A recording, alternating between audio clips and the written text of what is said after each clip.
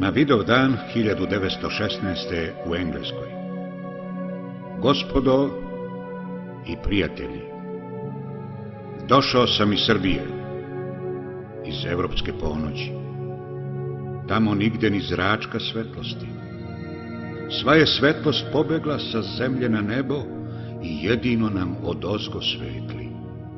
Pa ipak mi nejaki u svemu sada ovako, jaki smo u nadi i veri u skoro svanuće dana.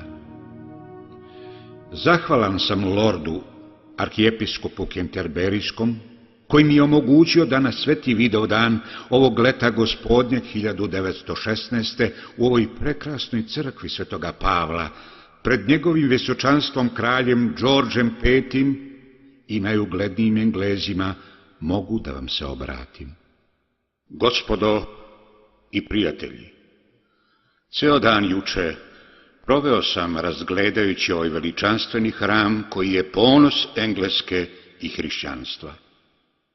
Ja sam vidio da je on sagrađen od najskupocenijeg materijala donešenog iz raznih krajeva imperije u koje sunce ne zalazi.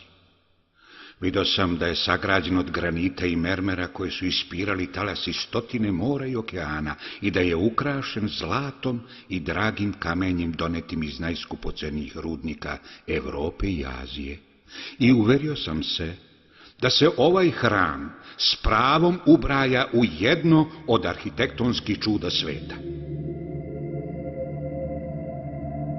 No, gospodo i prijatelji, ja dolazim iz jedne male zemlje na Balkanu, u kojoj ima jedan hram i veći i lepši, i vredniji i svetiji od ovoga hrama.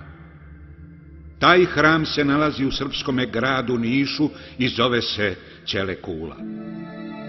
Taj hram je sazidan od lobanja i kostiju moga naroda, naroda koji 5 vekova stoji kao stamena brana Azijatskom moru na južnoj kapi Evrope.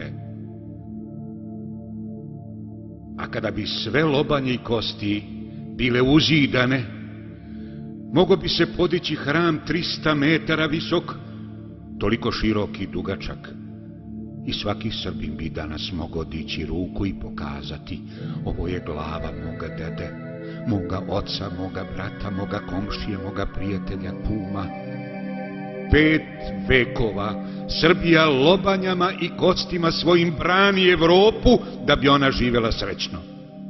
Mi smo tupili našim kostima turske sablje i obarali divlje horde koji su srljale kao planinski vihor na Evropu, i to ne za 1 deceniju, niti za 1 stoljeće, nego za sva ona stoljeća koje leže između Rafaela i Šilera, za sva ona bela i crvena stoljeća u kojima je Evropa vršila reformaciju vere, reformaciju nauke, reformaciju politike, reformaciju rada, reformaciju celokupnog života, rečju, kada je Evropa vršila smelo korigovanje i bogova i ljudi iz prošlosti i kada je prolazila kroz jedno čistilište telesno i duhovno, mi smo, kao strpljivi robovi, mi smo se klali sa neprijateljima njenim braneći ulaz u to čistilište.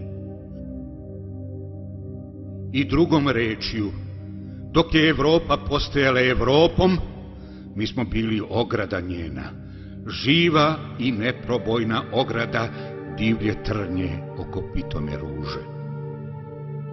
Na Vidovdan 1389. godine srpski knez Lazar sa svojim hrabrom vojskom stao je na Kosovu polju na brani hrišćanske Evrope i dao život za odbranu hrišćanske kulture.